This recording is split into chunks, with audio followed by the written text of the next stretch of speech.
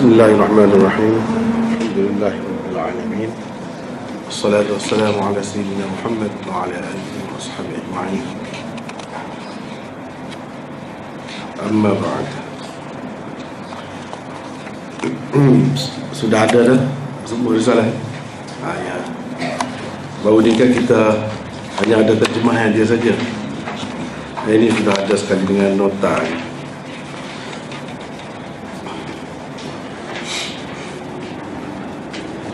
Oleh kerana kita nak belajar kitab kan, jadi sesuai sangatlah kalau ada dengan lengkap seperti ini.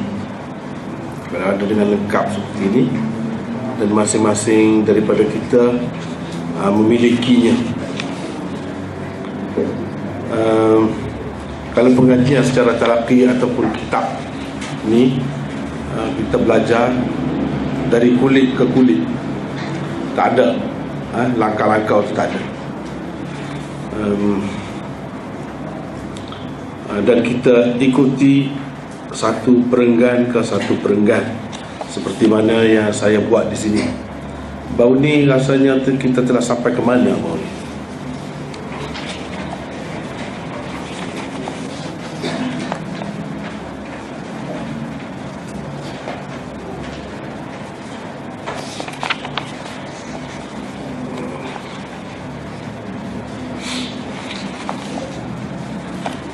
Muka surat 6 barangkali muka surat 6. Wa inni idza nasabtul hadith. Situ kan? Situ ya.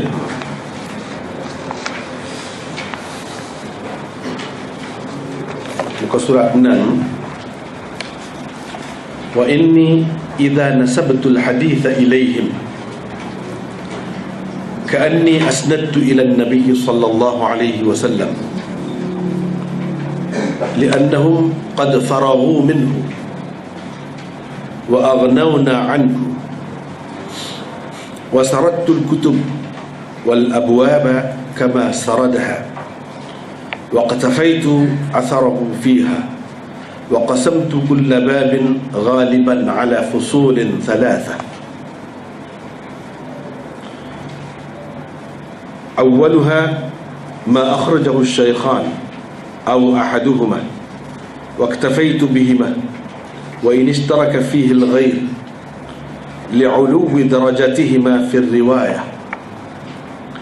وثانيها ما أورده غيرهما من الأئمة المذكورين. وثالثها ما اشتمل على معنى الباب من ملحقات مناسبة مع محافظة على الشريطة وإن كان مأثورا عن السلف والخلف. Di situ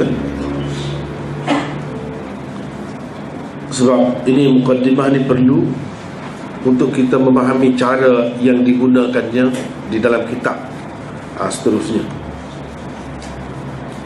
maksudnya jika aku menghubungkan sesuatu hadis dengan salah seorang tokoh yang tersebut itu, jadi tokoh yang tersebut itu sebelum ni lah Bukhari, Muslim, Abu Dawud dan sebagainya yang disebutkan itu, maka semacam aku menghubungkan hadis itu dengan Nabi SAW, sebab mereka telah mengemukakan sanadnya dengan lengkap sehingga tidak perlu lagi kita mengemukakannya pula. Aku turut saja pengarang asalnya dalam mengatur kitab-kitab dan bab-babnya. Pada umumnya aku bahagikan setiap bab kepada 3 fasal. Ini keterangan pengarang Mishkat, seperti kita boleh lihat di luar tu namanya Muhammad bin Abdullah Al-Khatib At-Tabrizi. Ringkasnya orang kenal dia sebagai Syekh Khatib Tabrizi.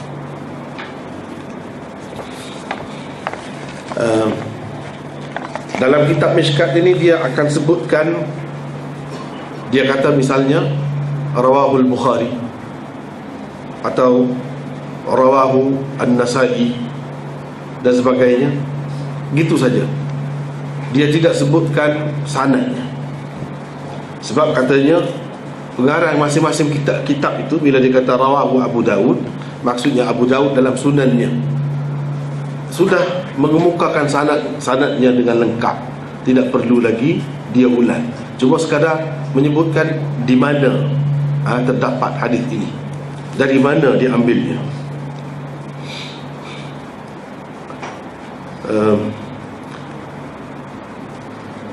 Saya kemukakan, aku turut saja pengarang asalnya dalam mengatur kitab-kitab dan bab-bab. Mengatur kitab-kitab tu maksudnya dia dalam sebuah kitab tu nama kitab dah, dalam tu dia ada kitab. Maksud kitab itu satu bab besar. Di bawah kitab itu dia ada bab-bab. Tengok nota yang saya buat bawah tu, di bawah tu nota nombor 24. Pada kebiasaannya pengarang-pengarang membahagikan kitab tulisan mereka kepada beberapa bahagian. Bahagian-bahagian yang merupakan tajuk besar dalam membincangkan sesuatu perkara dinamakan kitab. Ni kepada orang yang tidak biasalah dengan cara kitab tu, yang sudah biasa tu sudah tahu dah, memang gitulah. Bahagian-bahagian kecil yang termasuk di bawah tajuk besar tentang sesuatu perkara pula dinamakan bab. Misalnya taharah, bersuci, adalah satu tajuk besar. Maka pengarang akan membuat satu tajuk besar untuknya berbunyi Kitabut Taharah. Itulah. Di bawahnya terdapat sekian banyak tajuk-tajuk kecil berkenaan dengan taharah, seperti wudu, mandi, tayamum dan sebagainya. Untuk tajuk-tajuk kecil itu pengarang akan membuat tajuk seperti babul wudu, babul ghusl, babul tayammum. Begitulah cara dia buat. Jadi tajuk-tajuk seperti ini sebenarnya pengarang asal dia ini kitab Masabihus Sunnah Imam Baghawi sudah buat dah begitu. Jadi dia turut sajalah, ikut. Dia turut saja begitu. Kerana yang dibuat, yang diatur oleh pengarang Masabih itu sudah cukup elok dan teratur dah, sudah teratur dah. Pada umumnya aku bahagikan setiap bab kepada 3 fasal. Dia asalnya kitab Masabih tu, Masabihus Sunnah tu, dia terbahagi kepada 2. Dia bagi kepada 2 saja. Dia tak gunakan istilah fasal itu, fasal pertama, fasal kedua, tidak begitu. Dia kata minas sihah. Itu tajuknya, minas sihah. Di bawah bab tu minas sihah, dia mari hadis ni. Ini hadis Bukhari Muslim lah biasanya, atau kedua-duanya. Lepas tu dia sebut minal hisan. Minal hisan. Dia pun bawa mari hadis bawah tu. Itu cara dia. Padahal yang di bawah minal hisan itu tidak semestinya ia bertaraf hasan. Banyak juga yang bertaraf sahih, tapi itu istilah dia sendiri. Dia letakkan pada taraf hasan, pada taraf hasan. Padahal boleh jadi sekali hadis-hadis yang di bawah, yang disebutnya sebagai minal hisan itu hadis sahih pun. Pertama, hadis-hadis yang dikemukakan oleh Bukhari dan Muslim atau salah seorang dari keduanya. Aku cukupkan dengan hadis yang diriwayatkan oleh kedua mereka, walaupun hadis tersebut diriwayatkan juga oleh ahli hadis yang lain, lantaran tingginya darjat riwayat yang disampaikan oleh kedua tokoh itu. Jadi Imam ni Tabrizi ni, Khatib Tabrizi ni, dia ubah. Dia tak buat begitu seperti pengarang asalnya minas sihah, minal hisan itu. Dia tak buat begitu, dia ubah. Ubah macam mana? Dia ubah termasuk minas sihah tu al-faslul awal. Dia buat begitu. Dia buat marilah beberapa hadis. Lepas tu yang pengarang Masabih asal Imam Baghawi itu buat minal hisan, dia tak buat begitu. Dia sebut al-faslul thani, fasal kedua. Lepas tu yang pengarang asal tu tak ada, setakat itu saja. Dia tambah fasal yang ketiga. Itu pengarang Mishkat ni tambah, asalnya tidak ada. Ini dia sebut. Kedua, hadis-hadis yang ditulis oleh para ahli hadis selain Bukhari dan Muslim. Ketiga, hadis-hadis atau asar-asar yang mengandungi maksud bab berupa tambahan yang sesuai, di samping menjaga syarat tersebut tadi, walaupun ia dinukilkan dari salaf maupun khalaf. Yang ketiga tu macam-macam lah, di luar daripada kitab-kitab hadis yang masyhur, kitab-kitab sunan itu. Selain daripada itu, misalnya dalam kitab Razin, dalam kitab Baihaqi dan lain-lain, dia masuk di bawah fasal yang ketiga. Bagaimanapun dia akan sebut syarat sebelum itu dia jaga juga, iaitu kalau dia ambil daripada Baihaqi misalnya, dia akan sebut rawahul Baihaqi. Kalau dia ambil daripada Razin, dia akan sebut rawahu Razin. Dan sahabat itu disebut namanya, siapa yang meriwayatkan hadis itu ataupun asar itu, siapa, sama ada sahabat ke atau tabi'in, dia sebut nama. Itu bezanya daripada yang asal. Itu tambahan yang dibuat oleh pengarang Mishkat. Jadi sebab kitab Mishkat yang asalnya kitab lain, dia buat penambahan dan pembaikian, ubah suai lah, sehingga jadi menarik.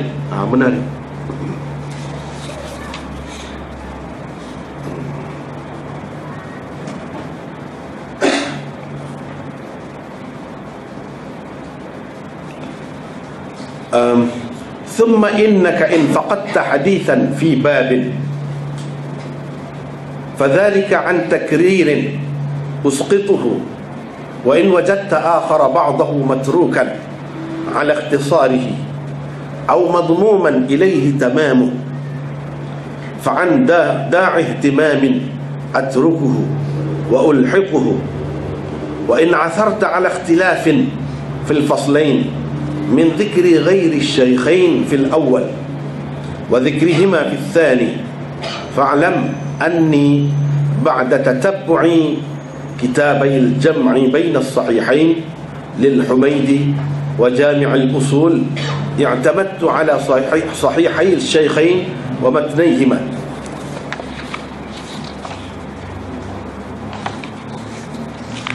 Kemudian jika engkau tidak mendapati hadis di dalam sesuatu bab, kalau kamu tengok, kalau kamu buka kitab asal Masabih itu, di situ ada hadis, tiba-tiba di situ, di tempat yang sama itu dalam Mishkat tidak ada.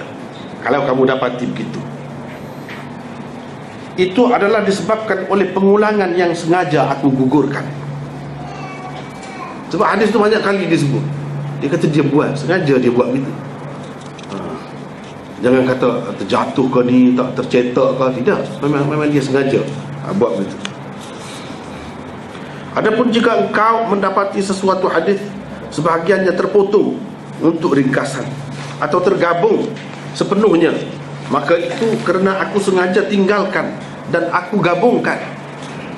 Kalau dalam kitab asal tu penuh, hadis tu nampak penuh, kenapa dia ringkas? Dia mungkin berlaku gitu, dia akan ringkaskan. Atau hadis yang terpisah tu dia gabungkan.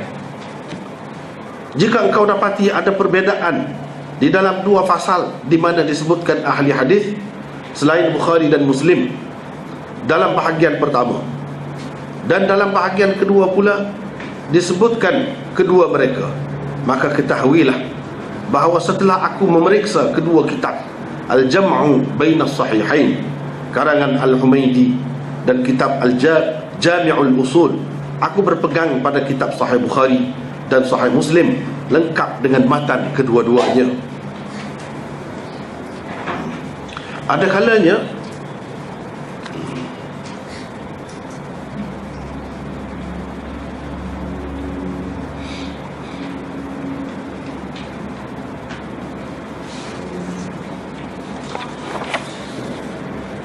di situ ada nota, ada nota tu. Misalnya hadis yang panjang tu tak apa boleh baca sini.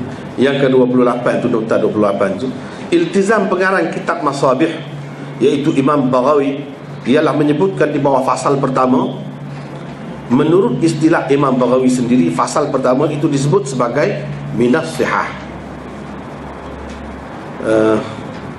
Hadis-hadis Bukhari dan Muslim atau salah seorang dari mereka berdua. Di bawah pasal kedua, menurut istilah Imam Baghawi sendiri, pasal kedua disebut sebagai minal hisan. Itu berbeza. Pula beliau menyebutkan hadis-hadis yang dikemukakan oleh Abu Dawud, Tirmizi, Ibnu Majah dan lain-lain. Akan tetapi di dalam kitab Mishkat terkadang-kadang ada juga berlaku sebaliknya, di mana di dalam pasal pertama tersebut riwayat selain Bukhari dan Muslim seperti Abu Dawud, Tirmizi, Nasa'i dan lain-lain. Dan di dalam pasal kedua pula tersebut riwayat Bukhari dan Muslim. Oleh kerana pengarang asalnya Imam Baghawi memasukkan hadis-hadis yang sebenarnya bukan merupakan riwayat Bukhari dan Muslim di bawah pasal pertamanya, pengarang Mishkat menyebutkan di situ nama-nama pengarang kitab-kitab hisan yang merupakan punca sebenar hadis yang tersebut di bawah pasal pertama itu. Dia, sebab Imam Baghawi ini dia iltizam dianya di dalam pasal yang pertama, yakni di bawah minas sihah tu, mengikut janji dia yang asal. Di bawah itu dia akan kemukakan hadis Bukhari dan Muslim atau salah seorang daripada mereka berdua. Di bawah pasal kedua, atau mengikut istilah dia, di bawah minal hisan itu, dia akan sebutkan, kemukakan hadis-hadis riwayat Abu Dawud, Nasa'i dan lain-lain. Itu asalnya. Tapi kadang-kadang sebab asal, dalam kitab asal dia tak sebut ini dalam kitab mana dia ambil, dia tak sebut. Tapi kadang-kadang yang termasuk di bawah minas sihah itu sebenarnya bukan riwayat Bukhari, bukan riwayat Muslim. Mungkin itu ialah mungkin tersalah ke, tersasul ke. Sepatutnya riwayat itu diletakkan pada pasal yang kedua. Ini jadi terletak di pasal yang pertama. Walau bagaimanapun, apabila pengarang Mishkat ni dia susun kitab dia, yang terletak di pasal pertama tu dia kekalkan. Cuma dia sebut yang di pasal pertama itu bukan riwayat Bukhari dan Muslim, tetapi riwayat orang ni. Yang Bukhari Muslim sebenarnya duduk atau terletak di bawah pasal keduanya. Itu jangan-jangan berlaku lah. Jangan-jangan berlaku. Takut-takut kita keliru. Yang disebut mula-mula tu minas sihah tu memang hadis Bukhari dan Muslim betul, padahalnya tidak begitu. Padahalnya tidak begitu. Kita kata macam mana imam besar macam Imam Baghawi itu tersalah letak. Dia tersalah lah. Tersalah tu sifat manusia, boleh berlaku. Salah tu. Ataupun penyalin, kemudiannya tu salin salah. Bukan Imam Baghawi yang salah. Sebab zaman dahulu dia tak ada ni percetakan, mesin cetak ni tak ada. Buku tu main salin, masing-masing salin. Kalau dia leka sikit, dia boleh jadi macam-macam. Kemudian kalau nak hapuskan itu, nak tanggalkan itu, susah, bukan main. Susah. Kalau zaman dahulu. Kita sekarang ni senang kan? Kalau guna komputer tu senang. Kalau kita guna salah, pakai liquid macam dulu, sekarang ni pun pakai lagi kan? Itu pun rumit juga. Rumit juga.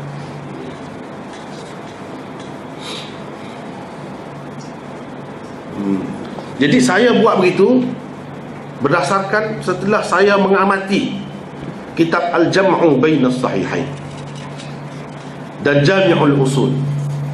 Mana dalam kitab tu tidak, mana-mana kitab pun tak ada sebut yang tersebut di dalam pasal yang pertama itu sebagai riwayat Bukhari, tak ada. Setelah saya cek betul-betul, ini bukan riwayat Bukhari.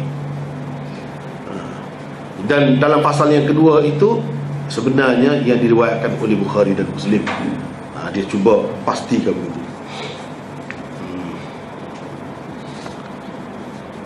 Wa idza ra'aita ikhtilafan fi nafs al-hadith fadhalika min tasha'ub turuq al-ahadith wa la'alli ma ittala'tu ala tilka ar-riwayah allati salakaha al-shaykh radiyallahu anhu wa qalilan ma tajidu aqul ma wajadtu hadhihi ar-riwayah fi kutub al-usul أو وجدت خلافها فيها فإذا وقفت عليه فانسب القصور إلي لقلة الدراية لا إلى جناب الشيخ رفع الله قدره في الدارين حاشا لله من ذلك رحم الله من إذا وقف على ذلك نبهنا عليه وأرشدنا طريق الصواب ولم آد جهدا في التنقير والتفتيش بقدر الوسع والطاقة ونقلت ذلك الاختلاف كما وجدت. Jika engkau lihat ada perbezaan pada hadis itu sendiri, maka itu berpunca daripada banyaknya saluran hadis. Kalau engkau lihat sampai di satu tempat itu, di bab yang tertentu, hadis yang dikemukakan oleh Imam Baghawi berbeza dengan hadis yang dikemukakan oleh pengarang Mishkat ini. Padahal itu asas dia yang kita masabih itu. Kenapa berbeza? Dia jawab, yang berbeza itu kerana hadis itu sampai kepada orang-orang kemudian melalui saluran yang berbeza. Pengarang masabih Imam Baghawi, dia masukkan di situ berdasarkan hadis yang diterima melalui sanadnya. Saya pula tidak berpegang dengan dia. Kalau hadis itu yang saya terima begini lafaz dia, beza sikit daripada yang asal itu. Dia ada baiki di situ, ada baiki di situ. Mungkin aku tidak mengetahui riwayat yang dipakai oleh Syekh. Mungkin aku tidak tahu, kata dia. Yang sampai kepada dia tu dengan lafaz itu berdasarkan riwayat dia, mungkin aku tidak tahu. Kau akan dapati sedikit sekali aku berkata, aku tidak dapati riwayat ini yang dikemukakan oleh Imam Baghawi di dalam kitab-kitab usul, atau aku dapati riwayatnya bercanggah dengan riwayat di dalam kitab-kitab usul. Kitab-kitab usul tu maksudnya tempat rujukan dia tu lah. Yang utama tu macam Bukhari, Muslim, Abu Dawud, Nasa'i dan sebagainya yang disebutkan sebelum ini. Itu jarang sekali aku kata begitu. Maksudnya dia mengesahkan juga apa yang diriwayatkan oleh Baghawi itu memang betul begitu. Jarang sekali aku katakan ini riwayat ini, lafaz ini salah begini, bukan begitu. Sepatutnya begini. Jarang sekali kata dia. Tapi ada juga, cuma jarang lah. Jika engkau dapati apa yang aku katakan itu tidak benar, jadi kalau aku komen lah, aku kata ini tidak betul, bukan begitu sebenarnya, tapi jarang itu berlaku. Kalau engkau dapati begitu, kemudian engkau pastikan yang aku kata itu tidak benar.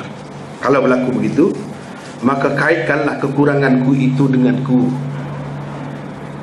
Kaitkanlah kekurangan itu denganku. Ia disebabkan oleh kurangnya pengetahuanku. Jangan engkau kaitkannya dengan diri Tuan Syekh, yakni Imam Baghawi. Semoga Allah meninggikan darjat beliau di dunia dan di akhirat. Jauh sekali beliau akan melakukan kesilapan seperti itu. Jadi kalau ada itu, kira silap saya lah.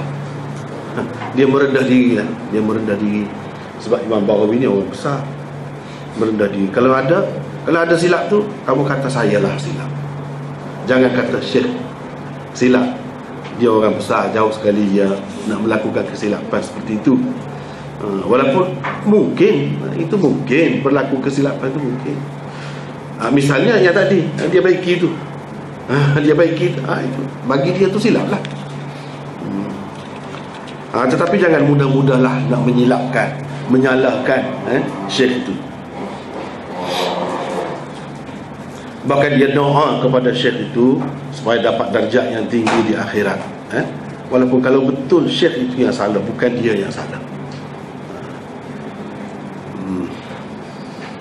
Semoga Allah merahmati orang yang apabila mengetahui apa yang benar, dia terus mengingatkan daku tentangnya dan membimbing daku ke jalan yang betul. Jadi dia bersikap terbuka lah. Kalau dia dapati tak betul, tegurlah. Jadi dia mendoakan kepada orang yang menegurnya. Sebab salah silap itu sudah sifat, sudah kejadian manusia.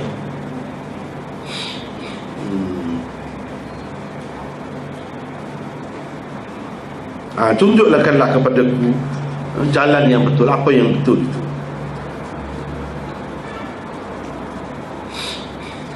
Sehabis daya telah kucurahkan dalam memeriksa dan menyelidik, aku hanya menukilkan percanggahan itu sebagaimana telah aku dapati.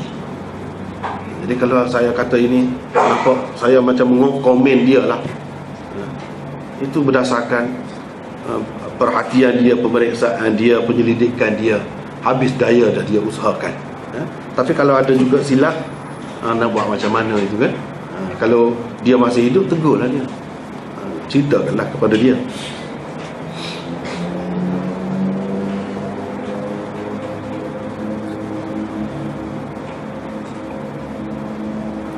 وما أشار إليه رضي الله عنه من غريب أو ضعيف أو غيرهما بينت وجهه غالبا وما لم يشر إليه مما في الأصول فقد قفيت في تركه إلا في مواضع لغرض وربما تجد مواضع مهملة وذلك حيث لم أطلع على راويه فتركت البياض فإن عثرت عليه فألحقه به أحسن الله جزاءك. Isyarat penulis asal, yakni Imam Baghawi, tentang gharibnya, yakni sesuatu hadis, atau dhaifnya, atau lain-lain, kebanyakannya aku terangkan sebabnya. Ada juga di setengah-setengah tempat tu Imam Baghawi kata ini gharib hadis ini. Jadi saya di tempat-tempat tu saya nyatakan apa sebab dia kata gharib, di mana punca yang hadis itu jadi gharib. Kalau dia kata dhaif, kenapa hadis itu dhaif? Saya akan sebutkan di situ. Hadis-hadis di dalam kitab-kitab usul yang tidak diisyaratkan olehnya, aku turut saja beliau dalam meninggalkannya. Yang mana dia tidak komen apa-apa tu, biar dia ikut saja, dia tak komen, kecuali pada beberapa tempat kerana sesuatu maksud. Imam Baghawi senyap di situ, dia tak komen apa-apa, tapi saya buat komen. Ada juga di tempat begitu, kata dia. Di mana? Kalau ada sesuatu keperluan, sesuatu keperluan, sesuatu maksud. Tengok nota 32. Di kebanyakan tempat apabila Imam Baghawi di dalam masabihnya menghukum sesuatu hadis dengan gharib, dhaif, syadz atau munkar, pengarang Mishkat akan menjelaskan kenapa ia gharib atau dhaif, kenapa pula ia dikatakan syadz atau munkar. Hadis-hadis yang tidak dihukum apa-apa pula oleh Imam Baghawi tidak akan disentuh oleh pengarang Mishkat. Beliau turut saja pengarang asal tanpa membuat apa-apa komen. Tetapi ada juga di setengah-setengah tempat di mana pengarang masabih tidak menghukum apa-apa terhadap sesuatu hadis. Pengarang Mishkat tetap mengomentarnya. Keadaan seperti ini hanya berlaku apabila ada sebab-sebab tertentu, seperti ada pihak menganggap hadis tertentu sebagai maudhu' misalnya, atau hadis itu dikatakan batil dan sebagainya, padahal hadis itu dikatakan sahih atau hasan oleh Tirmizi dan lain-lain tokoh hadis. Untuk menolak kritikan-kritikan dan tuhmahan-tuhmahan seperti itulah pengarang Mishkat akan membuat sedikit ulasan tentangnya. Itu beza, itu kerja yang dia buatnya, usaha yang dia buat.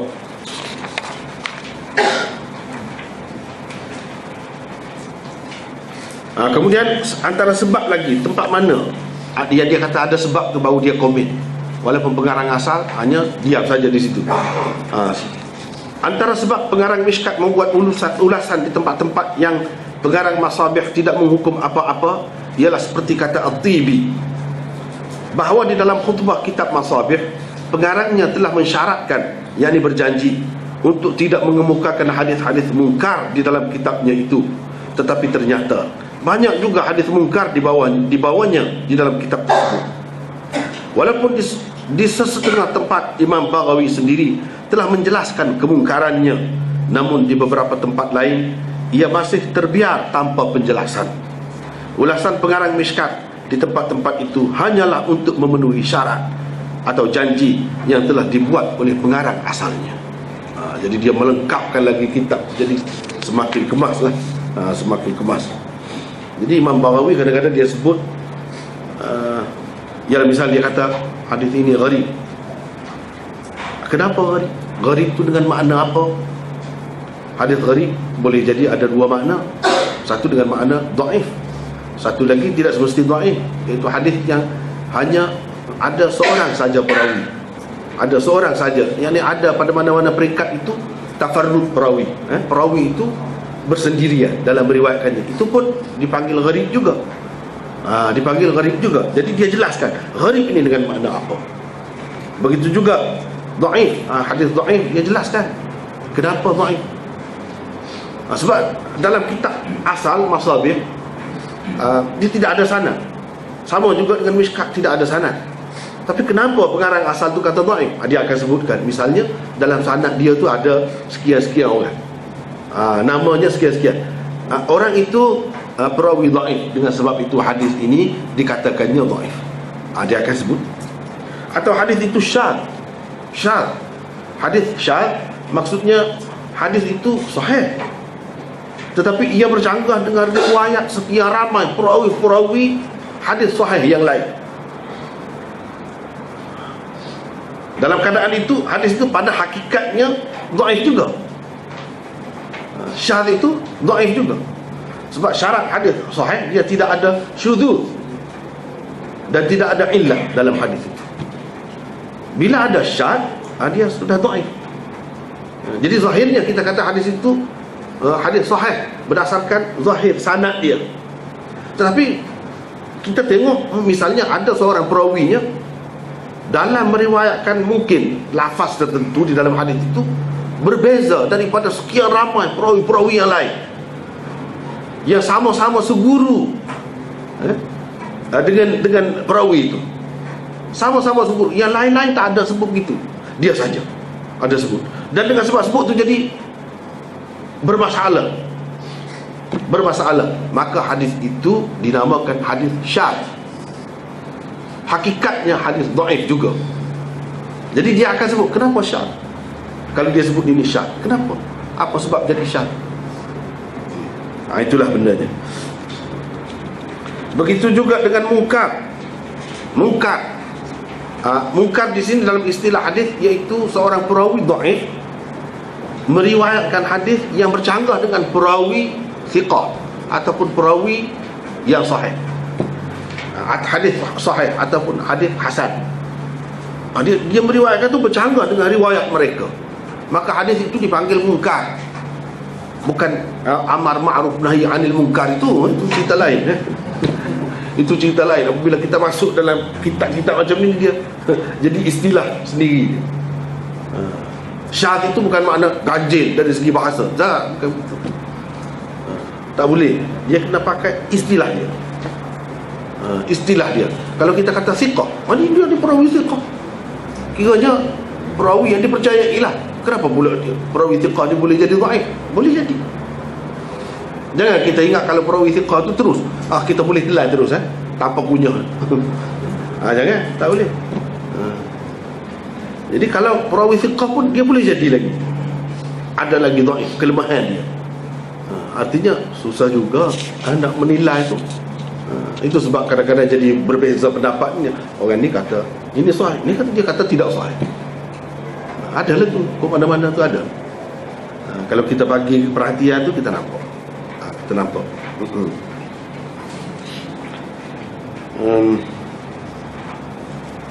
Itu sebab yang pertama. Jadi ada juga sebab misalnya orang kata ini hadis maudhu' ni, tempat Imam Baghawi tak sebut apa-apa, tak komen, tetapi dia tahu ada orang kata ini hadis maudhu'. Ketika itu dia akan sentuh juga. Kalau ada bukti-bukti, misalnya imam besar yang mengatakan hadis ini sahih atau hasan sekurang-kurangnya, dia akan sebut. Artinya hadis itu tidak sampai maudhu', tak tepat kalau dikatakan hadis itu maudhu'. Jadi patutlah Imam Baghawi pun diam-diam saja. Patutlah kalau begitu.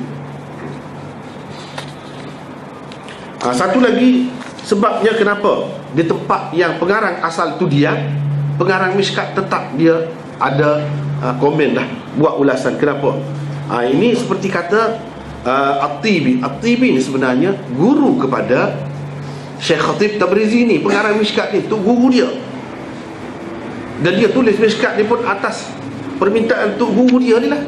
Namanya Tibi ni, Husain bin Abdullah bin Muhammad ni.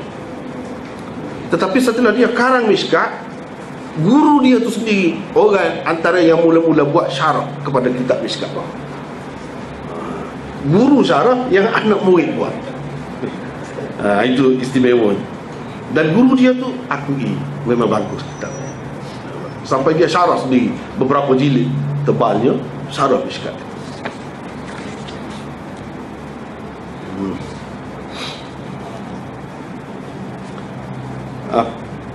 Jadi pengarang asal Masabih itu dia kata dia syarat untuk tidak mengemukakan hadis-hadis mungkar di dalam kitabnya. Tapi ternyata kalau tengok ada hadis mungkar, tapi dia kenapa setengah-setengah tempat tu walaupun dia bawa hadis mungkar tapi dia sebut. Tapi ada juga tempat yang dia bawa hadis itu dia tak sebut. Ini mengelirukan, macam tidak menepati janjilah. Jadi dia cuba macam bagi pihak pengarang asal tu cuba memenuhi janji tuan asal. Cuba memenuhi janji tuan asal. Jadi ceritakan hadis ini hadis mungkar. Sebab kalau hadis mungkar makna hadis dhaif juga, tak boleh pakai juga. Jadi tidak kata hadis tu terus boleh kita terima, tak, bukan begitu. Banyak perkara. Tapi kalau kata sunnah, ya betul. Sunnah betul, itu yang sudah bersih. Kalau kata hadis masih boleh macam-macam lagi.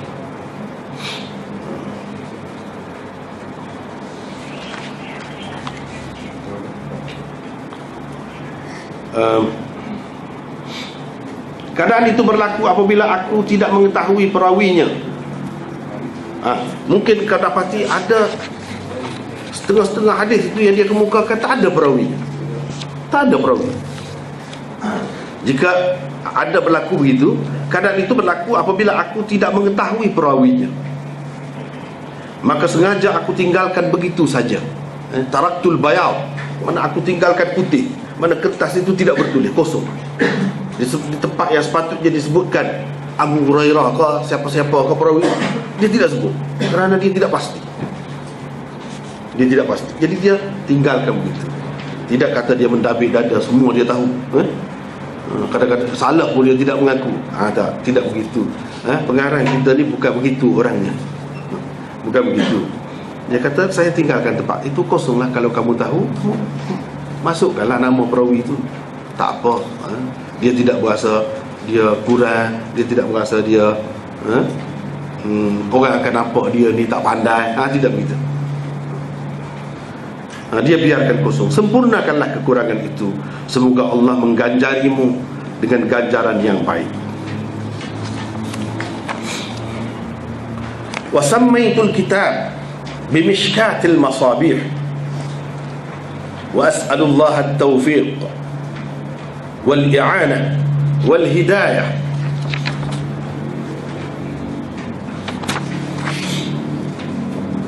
wa taysir ما أقصده وأن ينفعني في الحياة وبعد الممات وجميع المسلمين والمسلمات.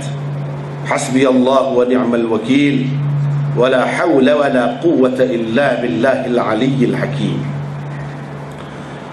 ولا حول ولا قوة إلا بالله العزيز الحكيم.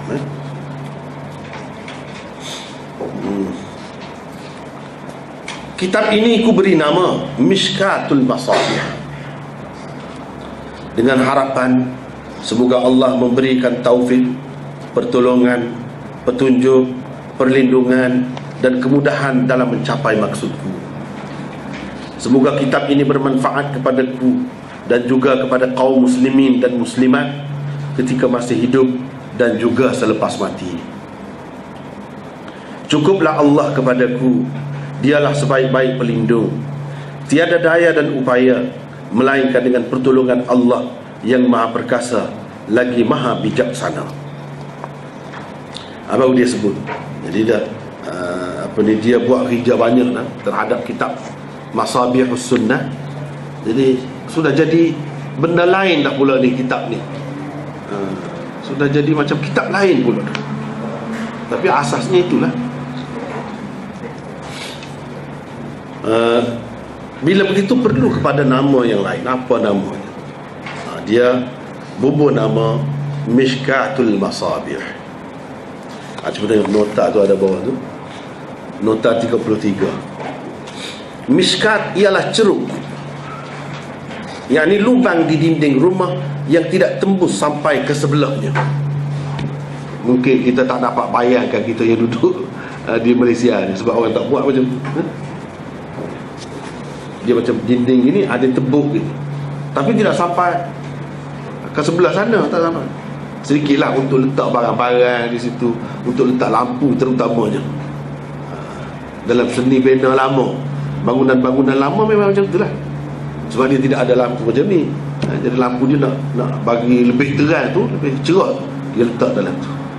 Jadi dia pancar jadi cerah. Jadi dia tu jadi macam mishkat. Mishkat itu lubang tadi tu. Dalam lubang tu ada lampu. Sebab kitab asal tu namanya masabih. Masabih tu maknanya lampu-lampu. Jadi lampu tu cerah dah. Sudah cerah dah lampu tu, tapi kalau diletak dalam tu lagi cerah. Jadi itulah kerja yang dia buat ni. Buat mishkat ini, masabih itu sudah bagus, sudah cukup baik. Tetapi dengan adanya mishkat ini, kitab masabih itu lebih terselah lagi keistimewaan. Tujuan lampu, di dalamnya diletakkan barang-barang kecil atau lampu. Tujuan lampu diletakkan di dalamnya ialah supaya cahayanya bertambah terang. Masabih pula ialah kata jamak bagi perkataan misbah, berarti lampu-lampu. Maksud tersirat di sebalik penamaan kitab ini dengan Mishkatul Masabih ialah, kenapa dia pilih nama itu? Kenapa dia pilih nama itu? Macam-macam kalau orang itu dapat anak kan, dia nak bagi nama kepada anak dia tu macam-macam. Dia adalah latar belakang dia minat kepada siapa-siapa tu, dia bubuhlah nama tu. Ataupun dia ingat kepada Rasulullah sallallahu alaihi wasallam ke, sayang kepada Rasul, dia bubuhlah nama Rasulullah Muhammad. Begitulah keadaannya. Paling tidak, paling dia jahil lah, dia tak tahu. Dia gabungkan nama dia dengan nama isteri dia, jadi nama anak dia. Ada juga begitu kan. Tetapi dia ni apa latar belakang yang mendorong dia letakkan nama kitabnya begitu? Orang yang seperti ini dia seni sangat. Dia seni. Jadi ada latar belakangnya. Yang pertama, kitab yang merupakan landasan asas bagi mishkat bernama Masabihus Sunnah, yakni lampu-lampu as-sunnah, karangan Imam Baghawi. Lampu-lampu as-sunnah itu jika diletakkan di dalam ceruk dinding, yakni dalam mishkat, diharap akan bertambah sinar cahayanya. Jadi dia sekadar itu sajalah, bukanlah utama sangat. Tapi mungkin boleh menambahkan sinar dia kadar itu. Lampu yang sebenarnya tuan asal itu lampu yang dia ni bukan lampu. Itu di satu pihak nampak merendahkan diri, di satu pihak menampakkan cerita yang sebenarnya. Lampu itu akan menjadi lebih cerah kalau diletakkan di dalam mishkat. Jadi mishkat dia untuk menyerlahkan lagi cahaya dan sinar kitab asal itu yang bernama Masabihus Sunnah. Itulah apa dimaksudnya. Yang kedua, hadis-hadis Rasulullah itu bagaikan lampu-lampu yang menyuluhi manusia supaya mengikuti jalan yang benar. Kitab mishkat ini pula bagaikan ceruk pada dinding di mana diletakkan lampu-lampu itu untuk menambah dan menyerlahkan lagi cahayanya. Atau kita kata, kalau tidak nak kaitkan dengan kitab asal itu, maka di dalam kitab mishkat ini, seperti mana kitab asalnya juga, terdapat sekian banyak hadis-hadis. Ia mengandungi hadis-hadis Rasulullah. Hadis-hadis Rasulullah itu bagaikan lampu-lampu dalam kehidupan kita. Jadi dia hanya menyerlahkan lagi cahaya lampu itu. Itulah peranannya. Itu yang kedua. Boleh jadi itu sebab dia menamakan kitabnya dengan Mishkatul Masabih. Yang ketiga, mengambil sempena daripada firman Allah di dalam surah An-Nur, surah cahaya. Di dalamnya juga tersebut perkataan nur, cahaya, misbah, lampu, dan mishkat ada juga. Jadi tempat ambilan dia ni, pasal dia ni orang alim, orang pandai, mestilah rujukkan dia tu hadis, Quran, situlah. Nak ke mana lagi? Letak nama apa-apa pun ada kaitan dengan itu. Ini ya firman Allah. Allahu nurus samawati wal ard. Nur di situ cahaya. مثل نوره كمشكاة فيها مصباح المصباح في زجاجة الزجاجة كأنها كوكب دري يوقد من شجرة مباركة زيتونة لا شرقية ولا غربية يكاد زيتها يضيء ولو لم تمسسه نار نور على نور يهدي الله لنوره من يشاء ويضرب الله الأمثال للناس والله بكل شيء عليم. Dalam ayat itulah bermaksud Allah memberi cahaya kepada langit dan bumi. Perumpamaan cahayanya adalah sebagai sebuah mishkat, ceruk pada dinding yang berisi sebuah lampu. Lampu itu dalam geluk ke kaca, yakni kandil. Geluk kaca itu pula jernih terang laksana bintang yang bersinar cemerlang. Lampu itu dinyalakan dengan minyak dari pokok yang banyak manfaatnya, yaitu pokok zaitun yang bukan sahaja disinari matahari semasa naiknya dan bukan sahaja semasa turunnya, tetapi ia sentiasa terdedah kepada cahaya matahari. Hampir-hampir minyaknya itu dengan sendirinya memancarkan cahaya, yang kerana jernihnya, walaupun ia tidak disentuh api, cahaya berlapis cahaya. Allah memimpin sesiapa yang dikehendakinya kepada cahayanya itu, dan Allah mengemukakan berbagai-bagai perumpamaan untuk umat manusia, dan Allah Maha mengetahui segala sesuatu. Jadi inilah boleh jadi punca nama kitab Mishkat, diambil daripada ayat Quran ini. Dalam ni cuba kita perhatikan, ada sebut Mishkat, ada Misbah, ada Nur, ada cahaya, ada juga. Semuanya ada sebut di sini. Dari situlah dia ambil nama kitab itu. Semoga kitab ini bermanfaat kepadaku dan juga kepada kaum muslimin dan muslimat ketika masih hidup dan juga selepas mati. Jadi maksudnya itulah maksud dia susun kitab ini, supaya dapat manfaatnya ketika masih hidup. Ketika masih hidup, apa manfaatnya kitab ni? Iaitu kita boleh gunalah kandungannya.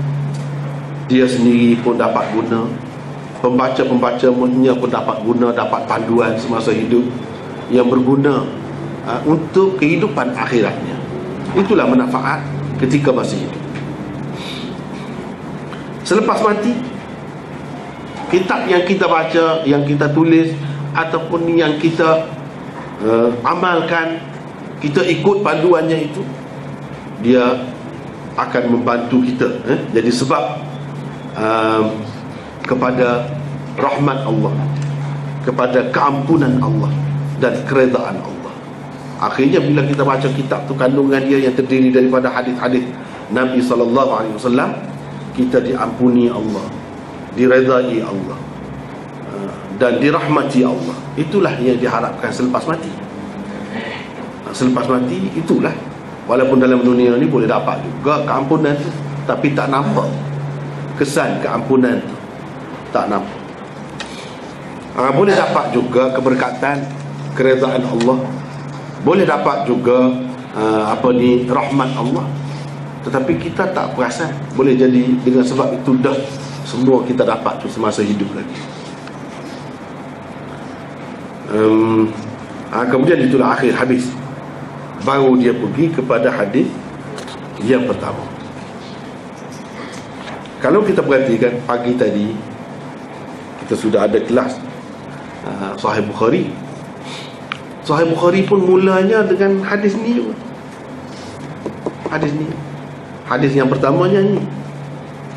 Cuma bezanya Imam Bukhari tidak jadikan hadis ini sebagai salah satu kandungan mukaddimahnya. Imam Bukhari memasukkan hadis itu di bawah tajuk, mana sebagai sebahagian daripada kandungan di bawah tajuk bab. Adapun mukaddimah, pendahuluan, prakata, semua tidak ada dalam Sahih Bukhari. Bismillahirrahmanirrahim sahaja. Tak ada yang lain. Macam ni kan panjang dia cerita ni. Gini cerita ni panjang. Akhir sekali dia tutupkan dengan hadis ini. Hadis ini sebenarnya tidak termasuk di dalam bab lagi. Bab yang pertama di dalam kitab Mishkat ialah Kitabul Iman. Itu Kitabul Iman. Di bawah tu hadis, itulah hadis yang pertama. Ini hadis ini bukan termasuk dalam bab lagi. Ia termasuk dalam muqaddimah ataupun pendahuluan. Baru dalam pendahuluan. Tapi dia sebut hadis ini juga. Kalau kita baca kitab, banyaklah kitab Imam Nawawi ke misalnya yang selalu kita bacakan, kitab Arba'in dia tu, Matan Arba'in Imam Nawawi, mulakan dengan hadis ini. Banyaklah kitab-kitab yang mulakan dengan hadis ini. Kenapa begitu? Kenapa begitu? Baiklah, kita tengok. Ini hadis yang pertama. Sebabnya setengah-setengah pengarang, setengah-setengah ulama dia tak bilang ini hadis ini sebagai hadis yang pertama. Sebab ini bukan hadis yang terkandung di dalam kitab ini sebenarnya. Ia hanya sebahagian daripada pendahuluan. Ditutupkan dengan hadis ini. Jadi hadis yang pertama tak ada lagi di sini. Selepas ini Kitabul Iman, hadis yang pertama tu baru dikira yang pertama. Dengan sebab itu ada perbezaan di antara ulama tentang jumlah hadis yang terdapat di dalam Mishkat. Ada yang kata begini, ada yang kata begini. Jadi yang kata lebih itu dia ambil kira yang ni. Ini sebagai hadis dah ni. Bukan sebagai muqaddimah semata-mata, tidak.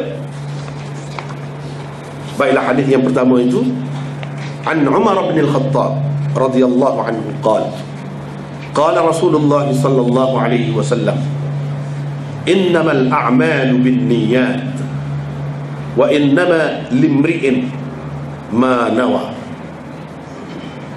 faman kanat hijratuhu ila Allah wa rasulih fahijratuhu ila Allah wa rasulih wa man kanat hijratuhu ila dunya yusibuha aw imra'atin yankihuha fahijratuhu ila ma hajara ilaihi muttafaqun alaih.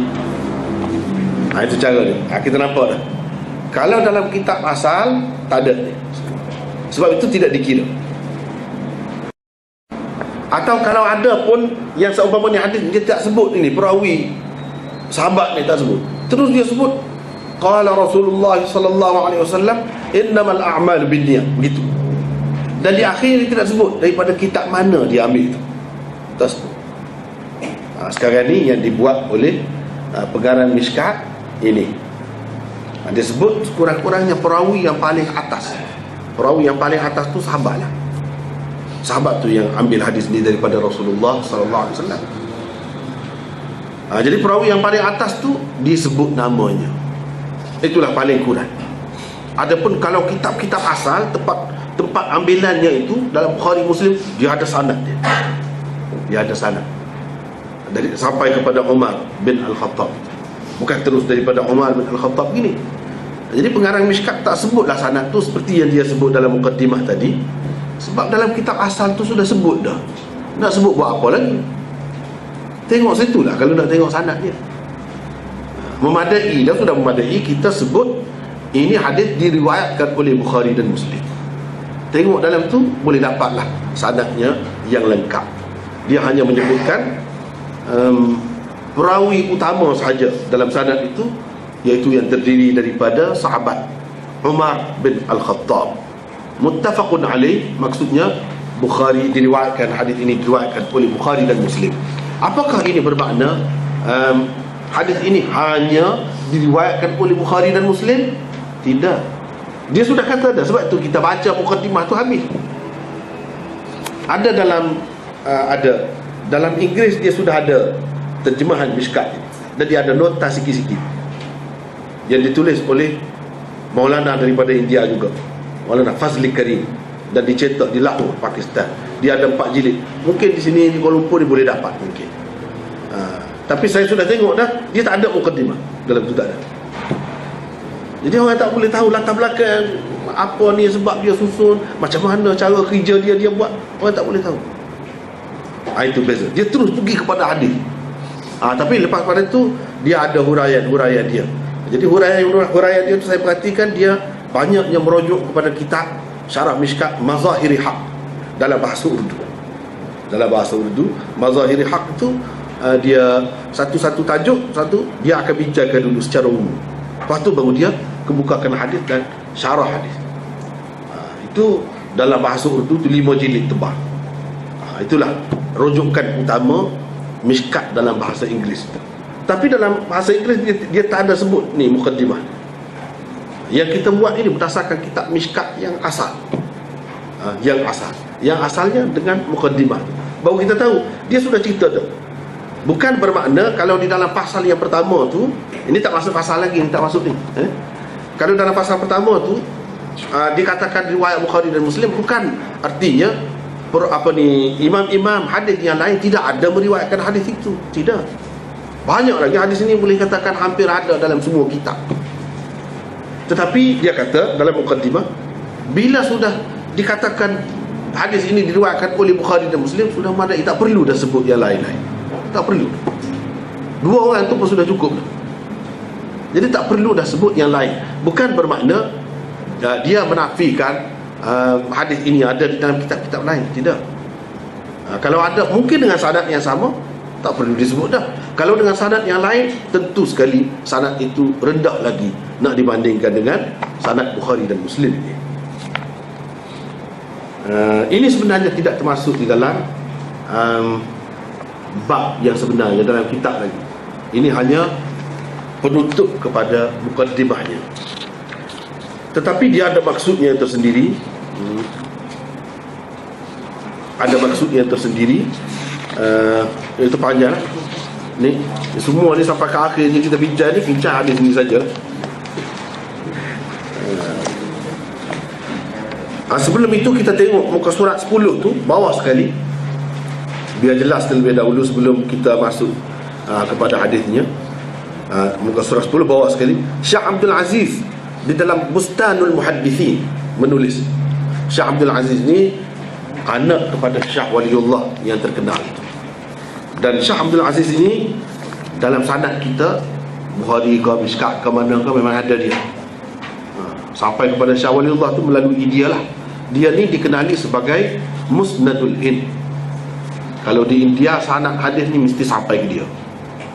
Itulah antara orang julung-julung di peringkat awal menyebarkan hadis di India, sehingga disebut Musnadul Hind.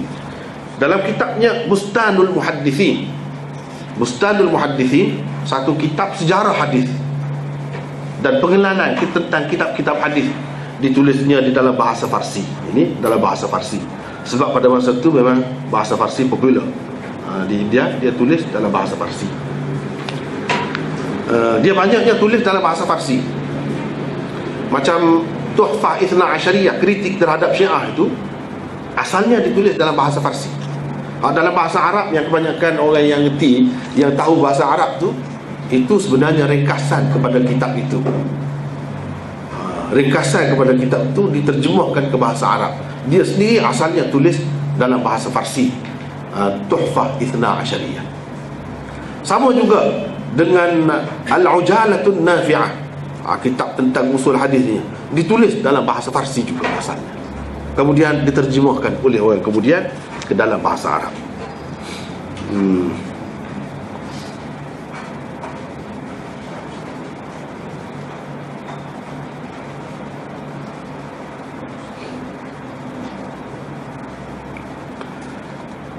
Syekh Abdul Aziz memang seorang yang hebat lah.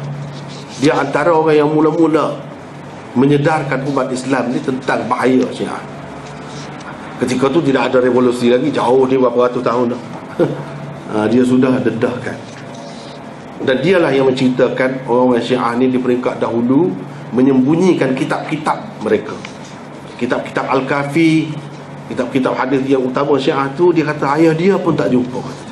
Ayah dia tak sempat. Masa tu orang Syiah masih sembunyikan kitab-kitab mereka. Tetapi di zaman dia keluar.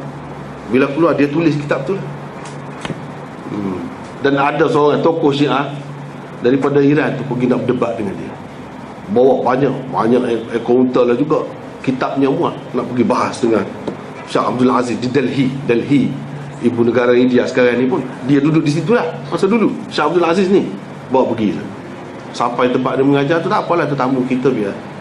Ni dia kata dia mari nak jumpa ni, nak bahas dengan Syekh Abdul Aziz ni pasal Syiah.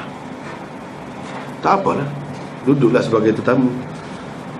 Ni salah seorang anak murid Syekh Abdul Aziz ni ramai lah. Salah seorang anak murid dia ialah Fadlul Haq, pengarang kitab. Kalau orang yang belajar falsafah, dia tahu kitab itu mesti kena belajar. Kalau dalam falsafah, namanya Al-Hadiyatus Sa'idiyah. Itu karangan Fadlul Haq, anak murid dia. Jadi sebab dia sampai malam, dia sudah nak cakap dah, anak-anak murid ni sambutlah tetamu. Apalah cakap-cakap, nak bahas pasal apa dia? Pasal Syiah, apa ni dia kata Syekh Abdul Aziz tulis kitab ni. Oh tak apalah, dia kata kita bincang-bincang lah sikit-sikit dulu kalau nak bincang pun. Kamu ni siapa? Dia kata saya ni anak murid yang paling tak berguna sekali lah, kata dia. Anak murid Syekh Abdul Aziz paling tak berguna. Bahas dalam malam tu dua tu Syekh Abdul Aziz tu tidur dalam rumah dia. Bahas dia tak boleh pergi dengan anak murid tu pun, dia tak boleh pergi tu. Tak payah jumpa Tok Guru lah. Pagi besok, pagi lagi sebelum Syekh Abdul Aziz bangun, dia cabut. Cabut tu tak ada. Syekh Abdul Aziz tanya orang tu yang mari kemarin nak jumpa dengan dia, siapa, mana? Tak ada dah tu, dia pergi dah. Itulah hebatnya Syekh Abdul Aziz. Anak kepada Syekh Waliullah, anak sulung dia, lelaki, anak sulung dia. Dia kata di dalam Musnadul Muhaddithin, bilangan hadis di dalam kitab Masabihus Sunnah Imam Baghawi adalah 4,484. Itu dalam kitab asal. Demikian juga tulis Ibnul Malik, salah seorang pensyarah kepada kitab Mishkat. Pengarang Mishkat menambahkan sejumlah 1,511 hadis. Ditambah. Jadi semua hadis yang terkandung di dalam Mishkat berjumlah 5,995. Tetapi pengarang syarah Mishkat yang bernama Mazahiri Haq yang saya sebut tadi, dan pengarang At-Ta'liqus Sabih, ni Mazahiri Haq ni dalam bahasa Urdu, syarah dalam bahasa Urdu, ditulis oleh Qutubuddin Khan. Kemudian diperbaiki dan dikemas lagi oleh salah seorang tokoh ulama di Deoband. Kitab itu.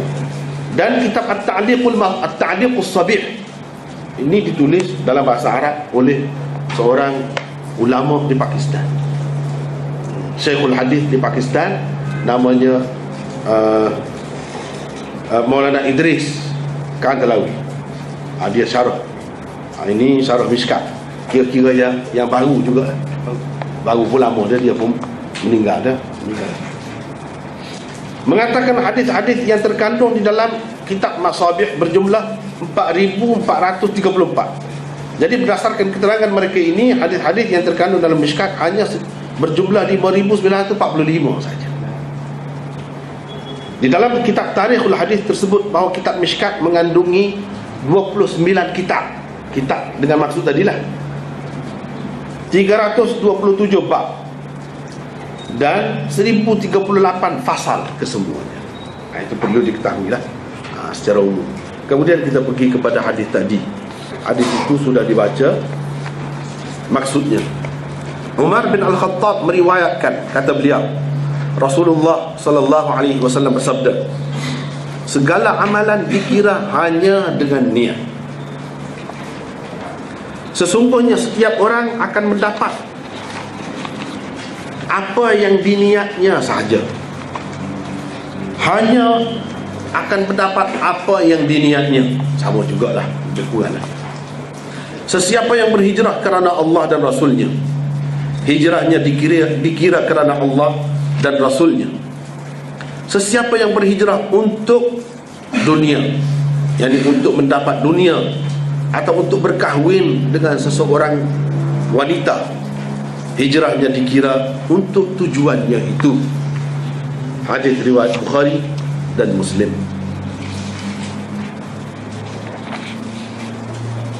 sejarah Sayyidina Umar tu baca sendirilah, ada tulis ringkas itu. Kita pun sudah tahu dah siapa Sayyidina Umar itu. Cuma kita nak bincang tentang hadis ni. Kenapa dia mulakan kitabnya dengan hadis niat? Ini dipanggil, hadis ini dikenali dengan hadis niat. Hadis ni ada nama dia juga. Macam hadis Jibril, kita tanya Nabi SAW, dia menyamar dalam rupa manusia, kita tanya tentang Islam, tentang iman, ihsan apa tu, itu hadis itu dikenali sebagai hadis Jibril. Hadis Jibril. Jadi ada nama-namanya. Jadi hadis ini hadis niat. Kenapa pengarang Mishkat ini memulakan kitabnya dengan hadis ini? Kita perhatikan bukan dia sahaja, Imam Bukhari sendiri pun begitu juga, dan yang lain-lain pun banyak lagi, yang lain-lain kitab lain mulakan dengan hadis yang sama. Kenapa?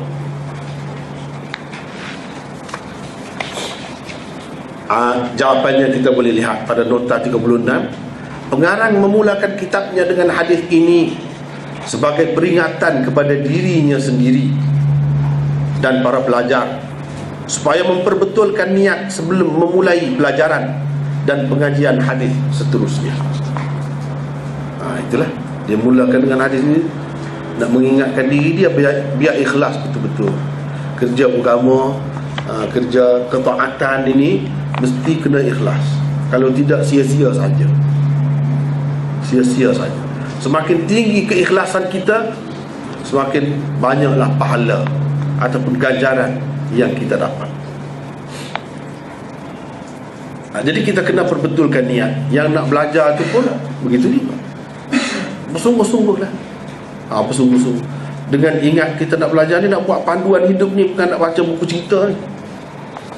Panduan hidup, hidup untuk faedah hidup kita dan selepas hidup kita, selepas mati kita.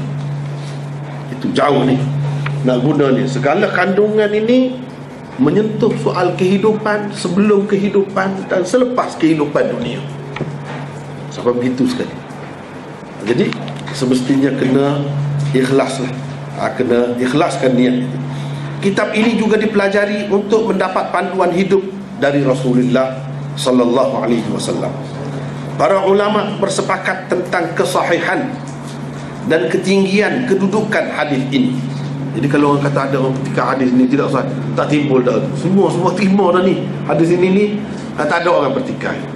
Dari segi kesahihannya, dari segi kedudukannya tinggi, itu tak ada siapa pun yang menafikan. Mereka juga bersepakat tentang kepentingannya dalam kehidupan beragama. Bagi mereka ia merupakan salah satu tonggak.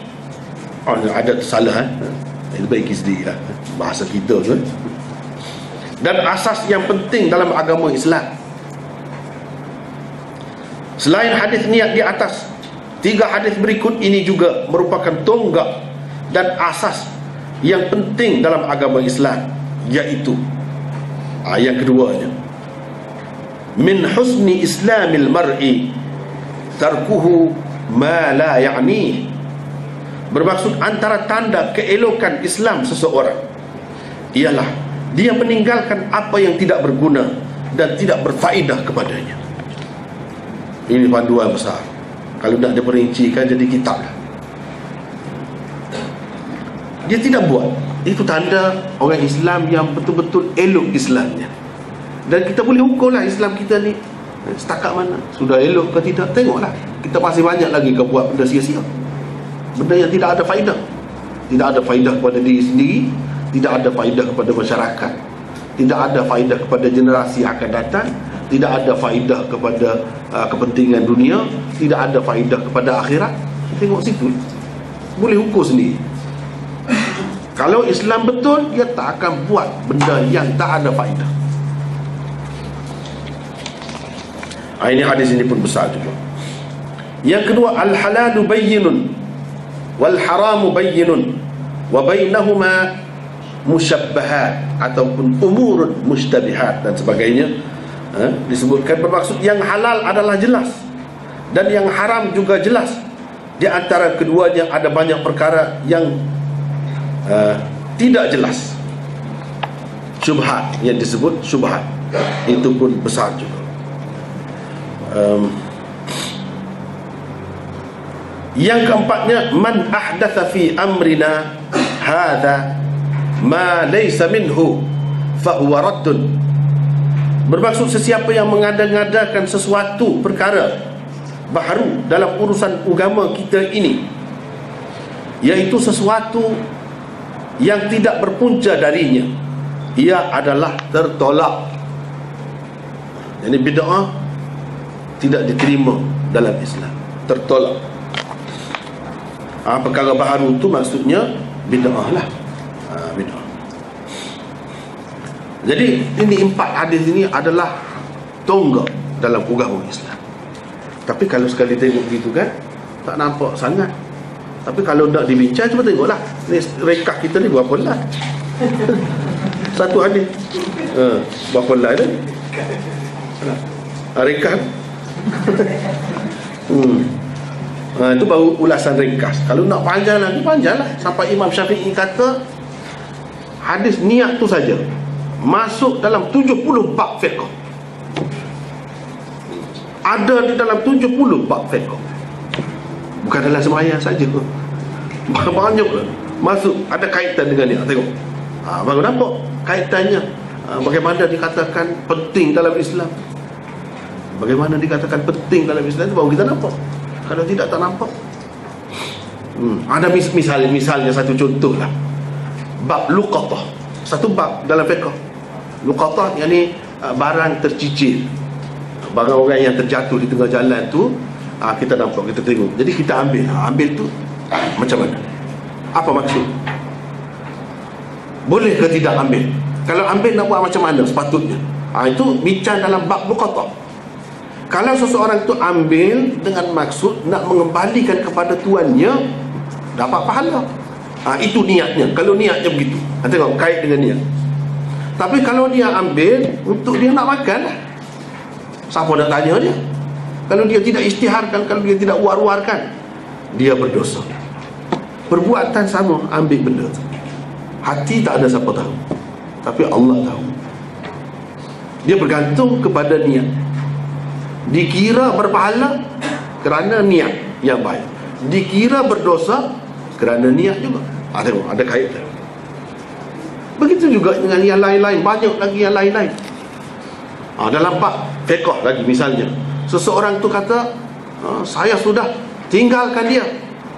Dia kata kepada orang tanya, kamu macam mana dengan isteri kamu? Saya tinggalkan dia. Tinggal macam mana? Maksud cerai kau macam mana? Tinggal tu. Ulama-ulama kata kena tanya dia apa maksudnya. Kalau maksud dia kata tinggal itu kiasannya kepada cerai, maka jatuh talak, tercerai isterinya.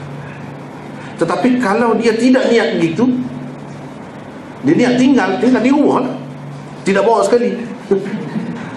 Tinggal di rumah. Kalau dia maksud begitu, tidak jatuh talak. Jadi kita nak tahu macam mana hati, itu atas niat. Kalau bercara dalam mahkamah pun, hakim akan tanya dia, apa niat kamu sebenarnya? Sebab lafaz itu bukan lafaz yang terang. Kalau dia kata saya cerai dah dia, itu memang jatuh lah. Tak ada siapa bahas dah tu, tak ada siapa pertikai dah tu. Ini dia kata saya tinggal dia. Jadi hakim akan tanya dia, apa maksud kamu kata kamu tinggal itu?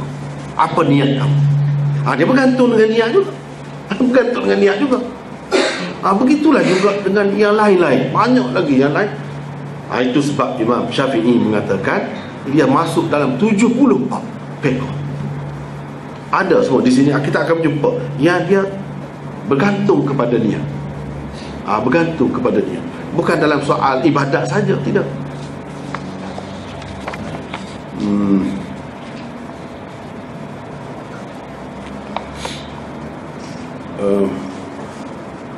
Kerana pentingnya hadis niat itu, kita dapati sebahagian ulama berpendapat ia mencakupi 1/4 ilmu atau ajaran agama. Ada yang mengatakan hadis ini saja masuk dalam 1/4 agama Islam. Ada yang berpendapat ia merangkumi separuh ilmu. Kedua-dua yang tersebut ini ada dinukilkan daripada tokoh-tokoh besar agama seperti Imam Syafi'i dan lain-lain. Ikut mana-mana pun 1/4 ni besar, banyak daripada keseluruhan ajaran agama tu. Apalagi kalau kata 1/2.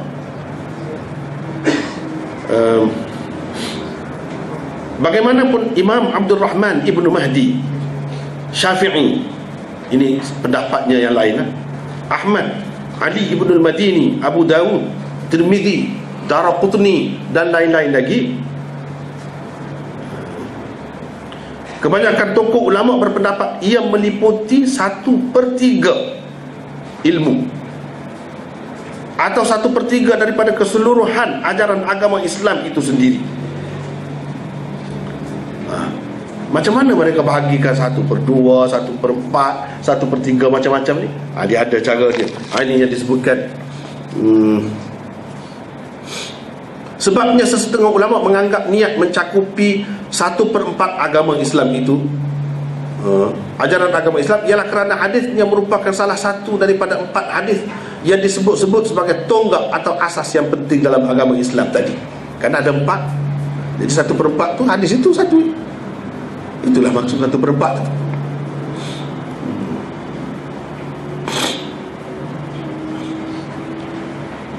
Alasan golongan yang mengatakan ia merangkumi separuh ilmu ialah kerana niat adalah ibadat hati dan amal adalah ibadat anggota tubuh badan manusia. Bagi kepada 2. Dalam semua ibadat mesti kena ada niat. Satu, kena buat. Macam kita semayang, kita rokok, kita qiyam, kita sujud dan sebagainya. Itu perbuatan zahir. Yang di dalam satu lagi perbuatan yang kalau tak ada tu tak jadi, tak diterima. Itulah niat. Sebab itu dibahagikan 2. Dibahagi kepada 2. Semuanya ada niat. 2. Satu yang dalam, satu yang di luar. 2. 1/2. Atau kerana ajaran agama itu ada 2 aspek kaitannya, zahir dan batin. Yang berkaitan dengan zahir adalah amal, dan yang berkaitan dengan batin pula adalah niat. Yang berkaitan dengan batin yang tak nampak lah, macam akidah ke apa tu, semua tu, itu berkait dengan niat. Berkait dengan niat. Adapun yang lain-lain, kalau kita melaksanakan hukum pemerintahan ke apa semua ni, itu amal yang zahir. Imam Baihaqi mengemukakan alasan untuk golongan yang berpendapat hadis niat ini meliputi 1/3 ilmu atau 1/3 daripada keseluruhan ajaran agama Islam itu sendiri, dengan mengatakan segala amalan manusia itu tidak terlepas daripada dilakukan oleh hatinya atau lidahnya atau anggota lahirnya yang lain-lain. Antara amalan yang dilakukan oleh hati manusia itu adalah niat. Itu sebab dia bagi kepada 3, 1/3. Amalan dia bagi kepada 3. Sama ada. Sebab itulah seseorang itu boleh rosak akidah dia dengan salah satu daripada 3 kan? Salah satu daripada 3. Dia kata ke, dia ucapkan ucapan kufur, boleh jadi rosak akidah terus. Dia kena mengucap semula. Boleh jadi dengan perbuatan dia sembah. Tu pekong misalnya, dia sembah. Itu tak boleh. Walaupun di kalangan orang-orang Islam ada juga yang berlakon setengah-setengah. Macam tempat kita tak dibenarkan begitu kan. Setengah-setengah tu orang Islam berlakon sembah tu pekong. Itu pakai akidah Murji'ah, bukan Ahlu Sunnah. Murji'ah tak kisah dia, asal hati dia kata dia tak Islam, kamu buatlah macam orang kafir pun, tak ada menjadi kesan apa-apa. Itu akidah Murji'ah sesat yang macam tu.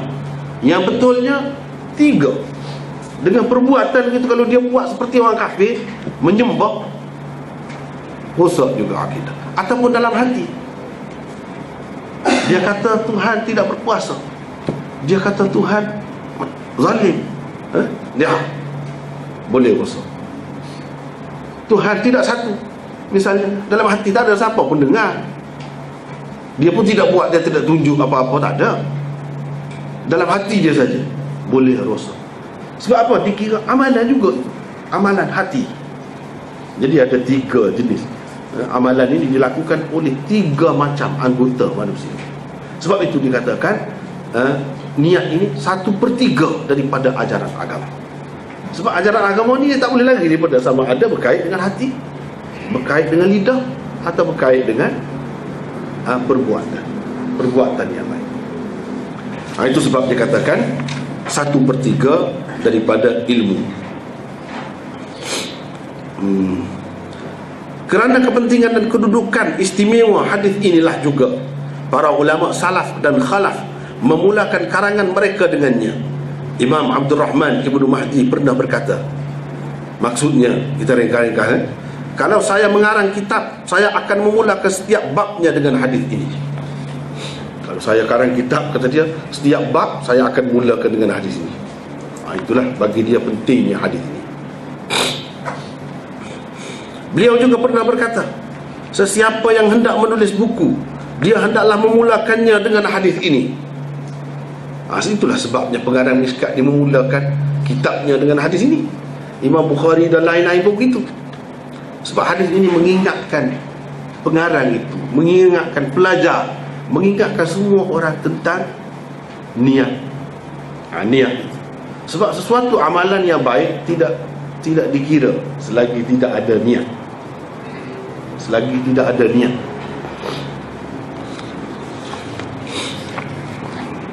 Jadi niat itu mesti kena betul. Dalam ruang lingkup yang lebih luas lagi, Al-Khattabi pernah berkata, guru-guru kami dahulu suka mendahulukan hadis. Segala amalan dikira dengan niat sebelum melakukan segala urusan agama. Setiap urusan agama yang mereka nak buat, mereka baca hadis ini dulu.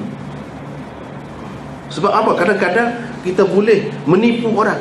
Orang tak tahu hati kita sebenarnya, maksud kita macam mana. Tapi bila kita baca hadis ini, kita berurusan dengan Allah sebenarnya. Macam mana kita nak menipu Allah? Sedangkan dia tu alimum bizatis sudur. Dia maha mengetahui tentang apa yang terkandung di dalam hati. Dia mengetahui. Jadi kita tak boleh menipu. Hadis ini mengingatkan seseorang itu.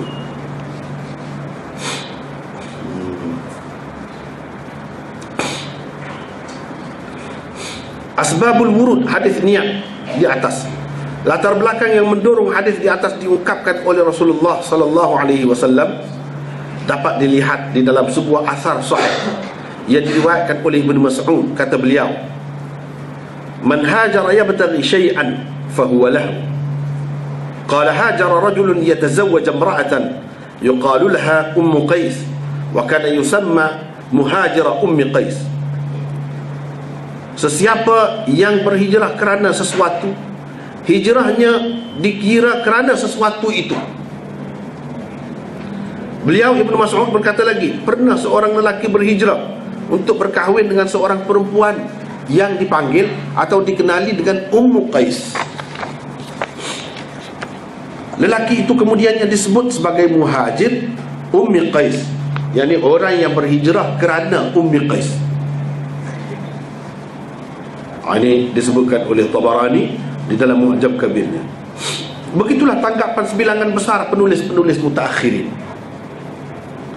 Kebanyakannya penulis-penulis mengaitkan hadis innamal a'malu binniyat, faman kanat hijratuhu yang kita baca tadi dengan cerita ni.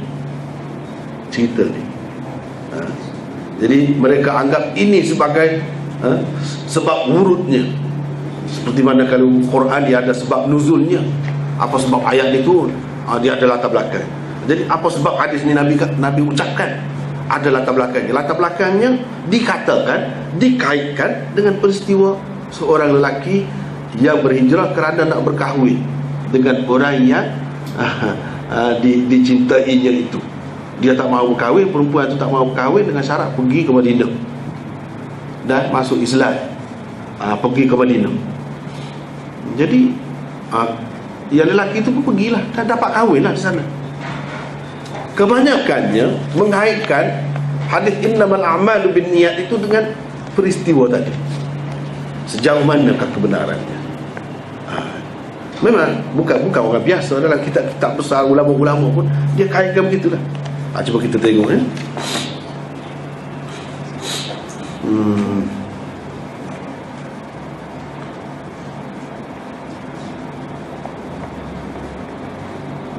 Kemusykilan yang sering ditimbulkan di sini ialah Abu Talha. Abu Talha pun begitu juga.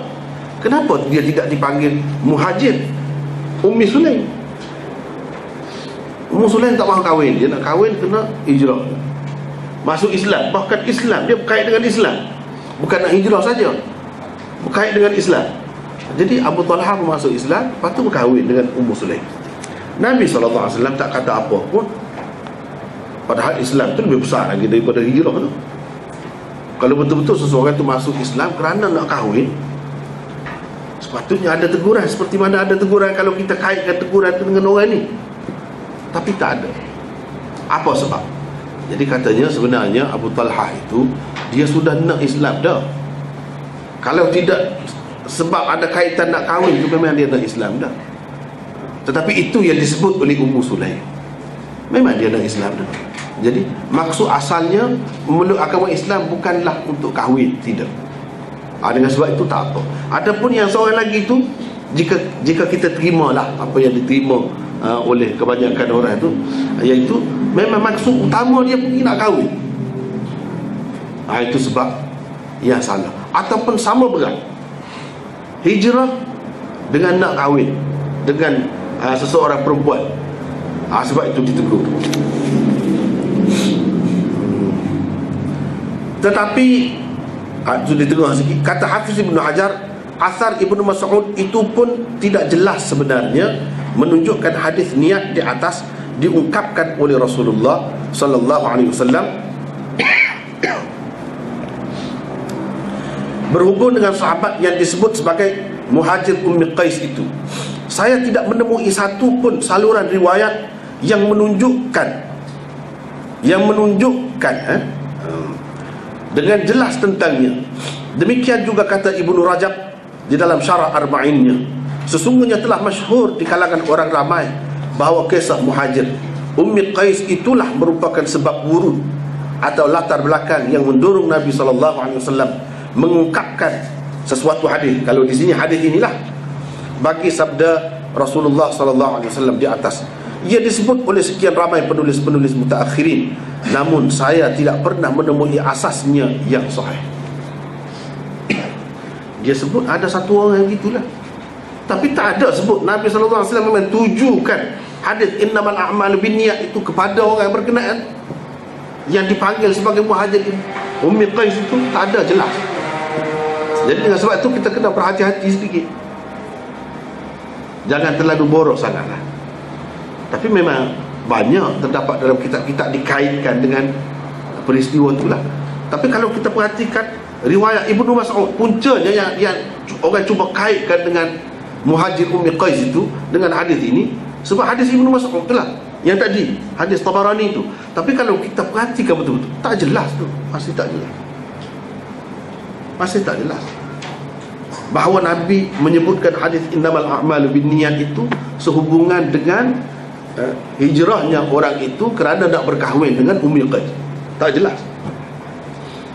Cuma dipanggil, disebut-sebut oleh sahabat begitu. Bukan kerana mereka tahu Rasulullah SAW pun pernah mengisyaratkan kepada orang itu. Mana hadis mana yang mengisyaratkan? Hadis ini lah, innamal a'malu binniyat. Mereka tak faham gitu. Jadi mereka tak faham begitu. Cuma kalau ia pun betul pun, ia mungkin boleh jadi. Sahabat-sahabat ni pun dia manusia, dia boleh melakukan kesilapan. Dan kelebihan sahabatnya, kalau dia melakukan kesilapan, Nabi SAW tegur, Quran tegur dia terus. Tidak berarti orang ini sampai mati dia tidak bertaubat, dia tidak ubah niat. Dia niat boleh ubah, kemudian kalau lepas itu dia jadi baik betul-betul, tak ada masalah apa. Tak ada masalah apa. Kalau sekiranya dia memang jadi baik. Dengan sebab itu kalau kita perhatikan,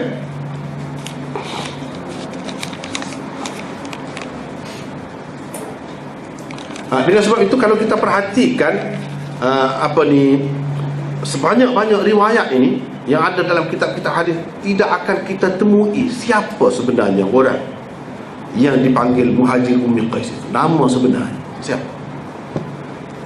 Ini salah satu kaedah ataupun adab dalam penulisan hadis. Mereka tak sebut Daripada awal lagi, zaman sahabat lagi, dia tak sebut siapa. Sebab apa? Sebab benda kesalahan yang seperti itu boleh berubah kalau dia bertaubat. Selesailah.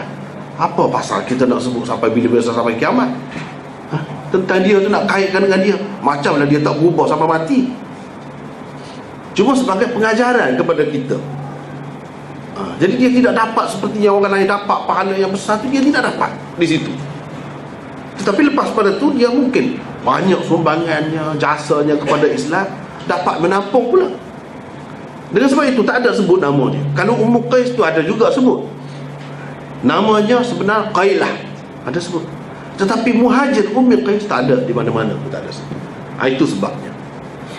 Itu termasuk dalam adab juga.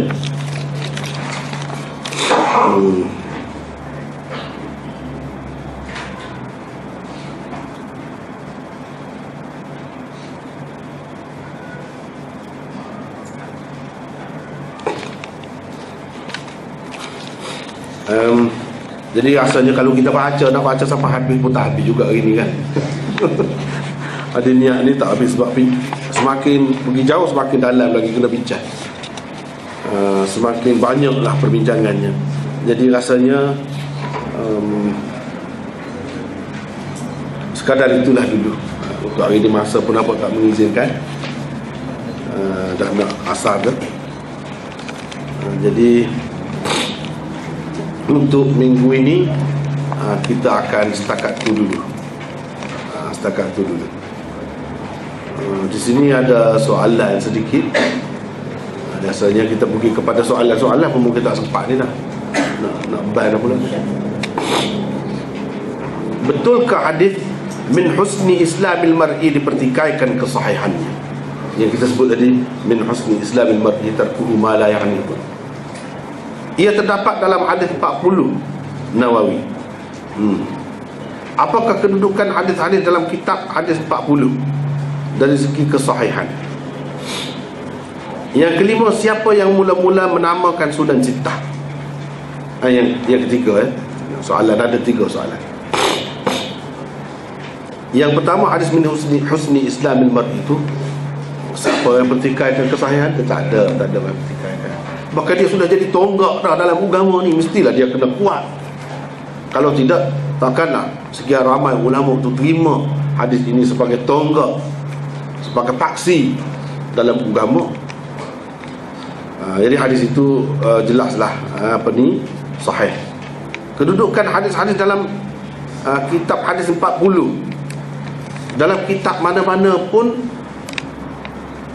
secara umumnya, kalau dikatakan diambil daripada Bukhari dan Muslim, ulama-ulama secara umumnya mengatakan sahih.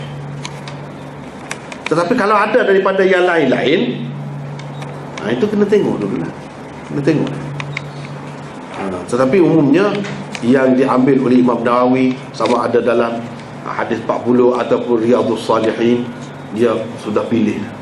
Itu hadis pilihannya. Pada umumnya kita katakan sahih. Tetapi mungkin kalau ada orang pertikaikan hadis-hadis tersebut, kena tengok dulu lah. Begitulah keadaannya. Sebab hadis Bukhari dan Muslim itu sendiri pun bukan semua ulama yang kata terima semuanya sahih. Tadi saya dapat tahu di sini sekarang ni sedang sibuk duduk bincang pasal ayah dan ibu Rasulullah sallallahu alaihi wasallam tu matinya Islam ke atau mati kafir. Tadi sudah ada yang tanya, sedikit jawapan telah saya berikan. Rasanya sudah memadai dah, kena kira pun jawapan itu. Jadi kalau nak kira hadis itu ada dalam Sahih Muslim. Tapi Imam Suyuti dan ramai lagi ulama-ulama hadis yang lain, dia kata hadis itu tidak sahih, walaupun ada dalam Muslim. Walaupun kebanyakan ulama mengatakan sahih, tapi di setengah-setengah tempat, setengah-setengah hadis dia tu ada ulama-ulama yang pertikaian. Itu kita kena timbang lah. Tak boleh dikata dia mana-mana dia, tak boleh. Dia seorang yang ahli, yang pakar. Jadi kita kena dengar dulu apa pendapat dia tu. Bahkan bagi saya tepat, apa yang dia kata tu betul. Sebab perawi-perawi dalam Bukhari dan Muslim apapun, dia boleh jadi ada kekeliruan dia. Boleh jadi ada kekeliruan dia, bukan dengan sengaja dia berdusta, tidak. Dia tu orang baik-baik, tetapi manusia boleh tersalah. Ada kemungkinan itu.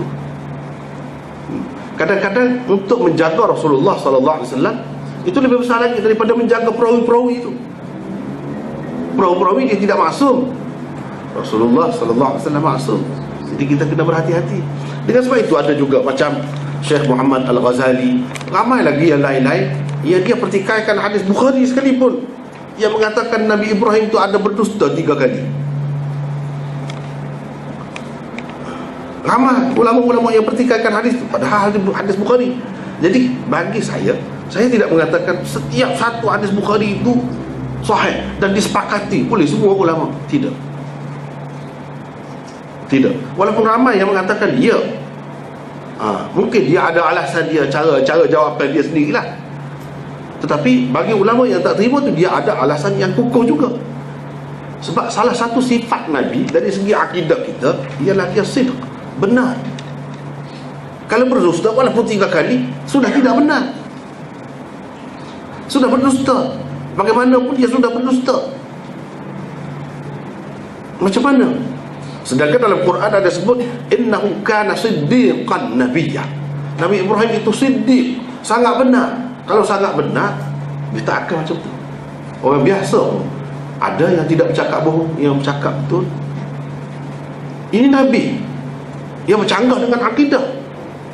Yang mana kita nak pakai? Hadis itu ke atau nak jaga Nabi, kedudukan Nabi? Dari segi itu sudah bertembung. Mereka kata kita mesti jaga Nabi lebih utama lagi. Lebih baik kita kata hadis ini sanadnya sahih dari segi sanadnya, tapi isinya itu termasuk dalam tasarruf perawi. Perawi ubah suai berdasarkan kepahamannya. Dia kata Nabi Ibrahim berdusta, yang sebenarnya Nabi SAW tak kata pun Ibrahim itu berdusta.